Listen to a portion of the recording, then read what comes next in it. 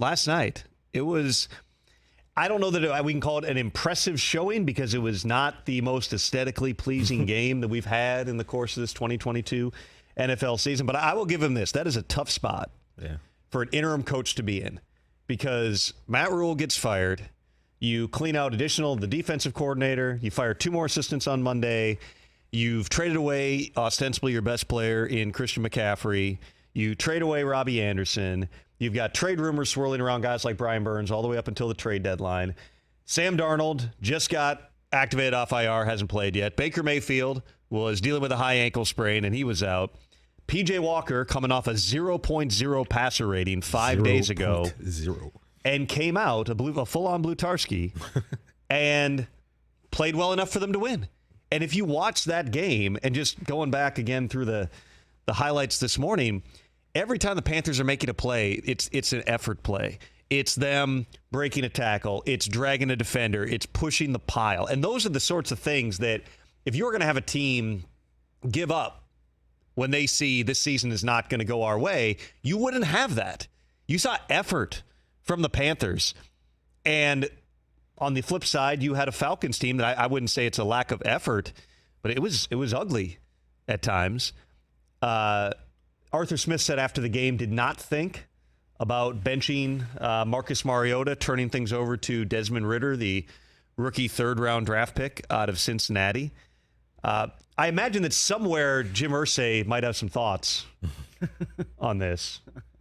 I think what I would like to see here, really, have you guys considered benching your quarterback, the veteran, for the rookie who hasn't played, and then firing the offensive coordinator, firing the head coach? Is Tony Gonzalez available? He's really the only man for the job. Well, Steve Bartkowski, maybe? Steve Bartkowski. Keith Brooking. How many more you got in there? Jesse Tuggle? Jamal Anderson? Jamal Anderson. We're bringing back the Dirty Bird. Yes, indeed. Chris Chandler. First team meeting. All right, guys. I don't have a plan for the offense. I don't know what we're going to be on Sunday, but we're all going to do the Dirty Bird together. It's going to be a Dirty Bird Eugene Robinson type of season. I don't know if Eugene's the right one at the front of the room right now. Some great life lessons. One of the 15 Matthews that have played, I'm sure. All the Matthews. Yeah. A couple of them. How about Jake Matthews running in flip-flops? That was just unbelievable. After his wife had the baby. We talked about that on the show yesterday. Like an hour before game time. Flies to Charlotte. Wife goes into labor, flies back to Atlanta. She delivers, tweets about it. Tweets, hey, I did my part. And then Jake Matthews comes running in 2 hours before the game. If you knew, and maybe he just is thinking, I just need to, like everybody else when their wife goes into labor, I just need to put something on. But if you're thinking this might be a sprint, maybe not the flip-flops. Probably not. Not the best. I mean, I've run through plenty of concourses and stadiums. You had to have. I wouldn't want to be barefoot there just in general. You look like a sensible shoe type guy. Also, just like a very sensible shoe type flip-flops guy. on an airplane, never a good idea. No, I don't want to see feet on an airplane. Exactly. Yeah, Whether it's flip-flops, whether it's the guy who before takeoff has already removed the socks and the shoes and then decides to put one leg up like this, and then you're just looking at the sole of the feet.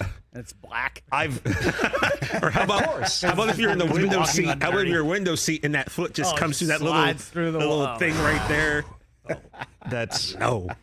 There are so many. No. You ever get the upgrade to the middle seat on the airplane? Upgrade to middle seat. I They reject move that you upgrade. from the, if there's 3 zones, and sometimes it can be, hey, we upgrade you to the second one. And you're like, now cool. you're in the middle, and if you're between 2 shoeless people, that is I believe one of the rings of hell. One of the rings. That's Stay tuned for hour center. 3 when It might. Tom reveals the other rings of hell. And the other lasting image I have out of that game last night, Baker Mayfield. Was that a ring of hell having to watch the game last night? I made it. I survived. I fell asleep. It wasn't that. We've seen worse. We've seen worse. We've seen worse. It was competitive. I was playing against Drake London, so that was a little of a bummer that he scored. By the way, I had Cordero Patterson and Young Ho, and I had Young Wei Koo. That was a joke that I Spelled should not have said differently. on there with Be some of my careful. friends. I'm sorry.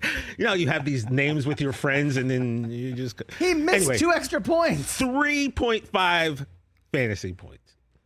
Between the two of them? Between the two of them. Yikes.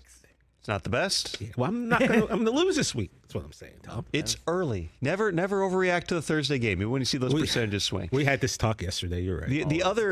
The other lasting image was Baker Mayfield after the game headbutting his teammates with a hat on, and the linemen had helmets on, and he's hitting them like 5 or 6 of them. It wasn't like one in the moment, went down the line.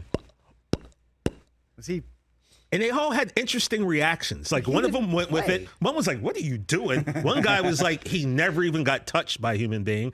One dude was like, "Oh, like it was crazy." I was going to say there's a joke in there about the Panthers' offensive line, but they've actually played pretty well through the course of this season. But I do like it. You know why? Even though Al Michaels was very concerned that Baker Mayfield was going to put himself in concussion protocol, I like it because how often have we heard things about Baker Mayfield?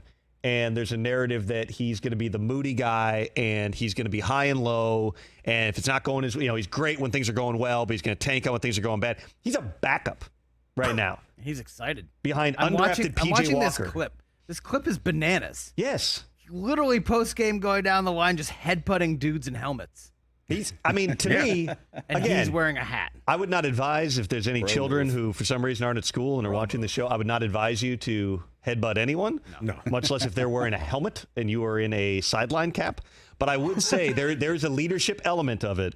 If anybody's watching, and Baker surely knows his next team, wherever that is watching what's happening here, show who you are. Yeah. Show you're not that guy. Things aren't going well. You want to play. We know that. Don't pout. But be part of it. Be supportive for PJ Walker. Everything he's said publicly has been very supportive.